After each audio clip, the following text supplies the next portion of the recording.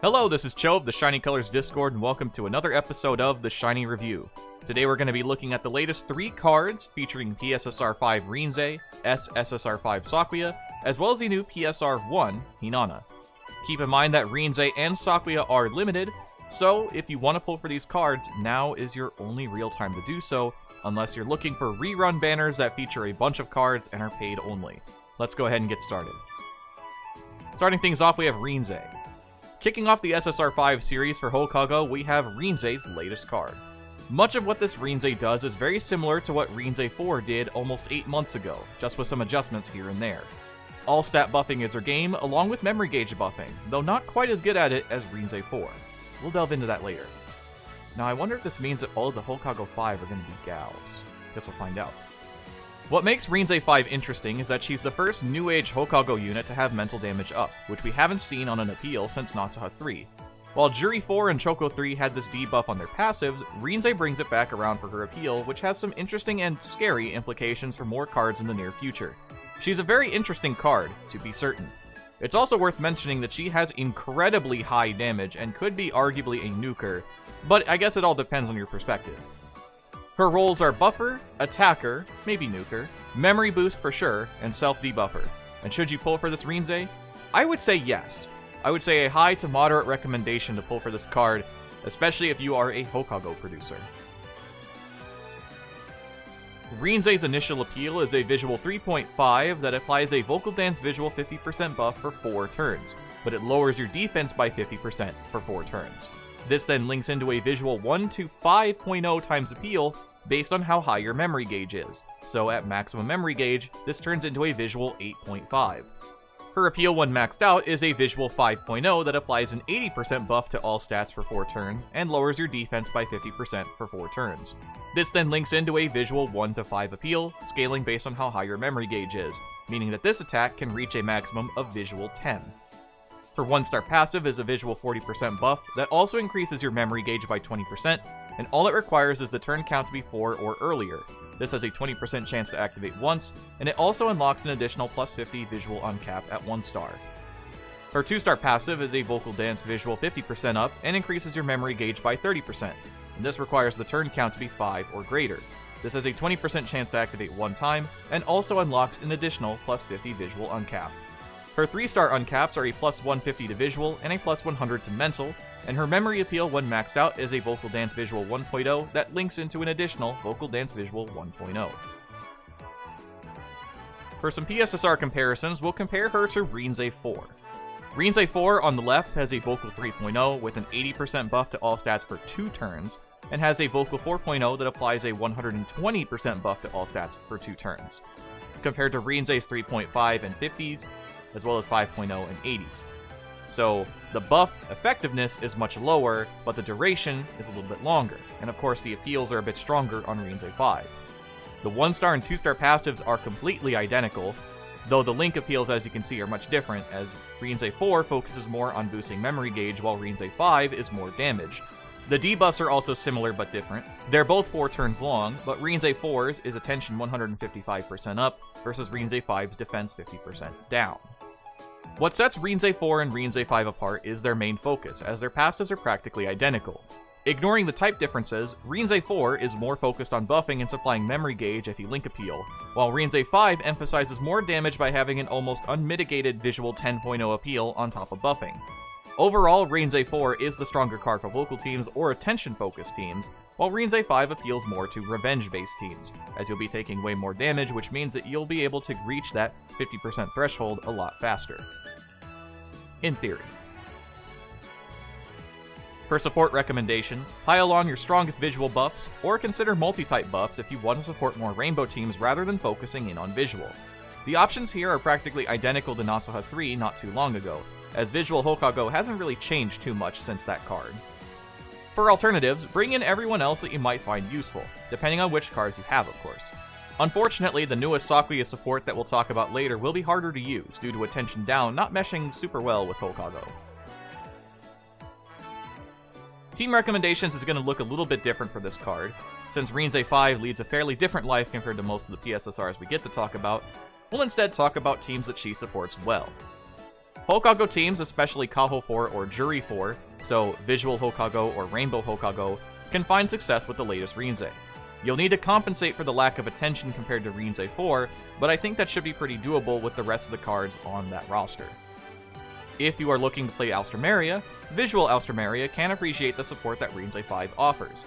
Their heals can mitigate the defense down debuff, leading to a solid amount of support in damage as well as offensive utility.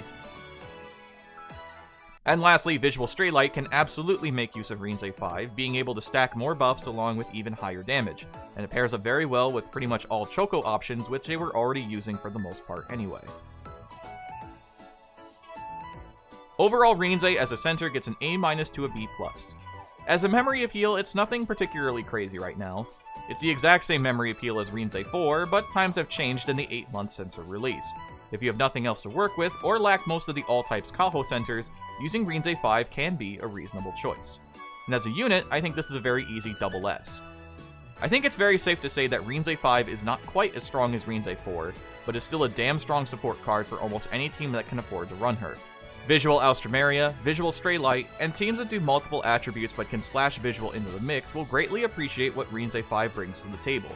While her buffs aren't as large as Rinze 4, having twice the duration can lead to potentially better damage per turn, if that's your fancy. Next we have our limited support, Sakuya. Sakuya's first limited support is a very interesting unit. A lot of her power comes through her unit mastery as expected, but her passives also lead to her being a great choice for Visual Antika. Any teams that capitalize on attention down will also love this support. Also, the return of limit up masteries, but in a weird way, is pretty neat to see, as these were originally locked behind the Straylight limited supports, so it's cool to see it on an Antika card. Her support skills are Idol's Bond, Promise Recovery, and Rest Boost, and she has 3 unique support masteries: Visual Mastery Visual, which reaches plus 12 at level 65, Unit Mastery SP, which reaches plus 6 at level 75, and Photo Mastery Visual Limit Up, which reaches plus 8 at level 70. Her support appeal also scales, starting at a Visual 3.1 at level 60, turning into a Visual 3.5 at level 80. Her TFD idea is Visual, and her Insight token for Grad is Visual. Sakuya's 1-star passive is a Visual 30% up that decreases your attention by 10% as well, and requires the turn count to be 5 or later. This has a 10% chance to activate 3 times. Her 2-star passive is a Visual 75% up that requires an active attention down buff. This has a 10% chance to activate 3 times. Her 3-star uncap is a plus 100 to Visual, and her 4-star appeal is a Visual 3.0 that reduces your attention by 20% for 3 turns. Her event passive is a Visual 30% buff that requires Sakuya on your team and has a 20% chance to activate twice. Sakuya earns an S+. If you can make the most of attention down, then this Sakuya is an incredible support for practically any team that uses Visual. It might be worth considering this Sakuya for some Straylight variations as well, and naturally pairs off well for Antika. While her masteries are somewhat tough to get going, her power spike is very real. I recommend that you pull for this card. Though Visual Antika has not seen the most success recently, it is something to consider for the future. Lastly, we have Hinana, our event PSR. Nocchill's first SR produced unit, Hinana is honestly pretty interesting. She's the first real easy access to reaction, otherwise known as evasion, for most players, assuming you haven't found the SSR Nocchill cards yet. Being a dance visual mixed unit does mean she doesn't pair up with the current iteration of Nocchill at all, but there's a good chance we could see different Nocchill variations once the library fleshes out a bit. The main thing to keep in mind with this Hinana is that she's not here to really do damage. She's here to put up the reaction buff and hope that 30% is enough to avoid whatever nonsense comes your way. Outside of these buffs, Hinana is a very normal card and leans towards sort of underwhelming, though her memory appeal is kind of neat in its own way. Her roles are buffer and evasion tank, and you might as well farm for this Hinana, since it is a produce event and box events are typically very lucrative for most players. Hinana's initial appeal is a Dance 1.5 that applies a 15% dodge chance for 2 turns. This then links into a Dance 2.0. At max, she gains a Visual 2.0 that increases your dodge chance by 30% for 2 turns, and links into a Visual 2.0. Her 1-star passive is a Dance 12% up that requires your mental to be 75% or higher, and it has a 30% chance to activate once. Her 2-star passive is a Visual 24% up that requires the turn count to be 3 or earlier. This has a 30% chance to activate once. Her 3-star Uncap is a plus 50 to visual. Her Memory Appeal, when maxed out, is a dodge chance 20% buff for 3 turns and links into a visual 2.5. For the support recommendations, being a mixed dance visual unit, any characters that can support both of these attributes can be very useful, so Mono and Hiyori immediately stand out. The biggest weakness of the current Noctil supports is that they're all vocal, so they don't get to help much in terms of synergy.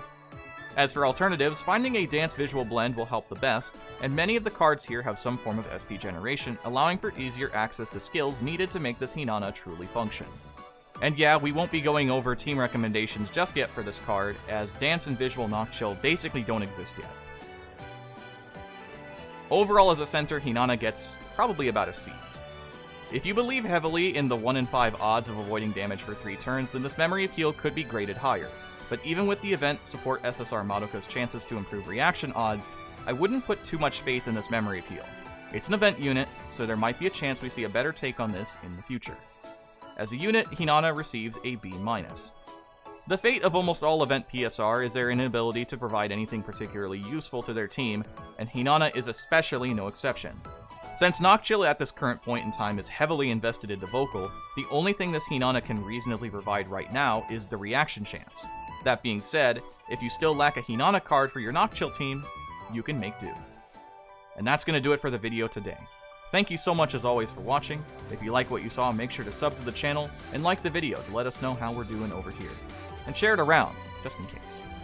Next time we'll be talking about whatever banner comes next, and we're still working on getting some more videos up here in terms of gameplay, so please look forward to that in the near future. Till next time, I've been Sho. Thanks for watching, and have a wonderful rest of your day.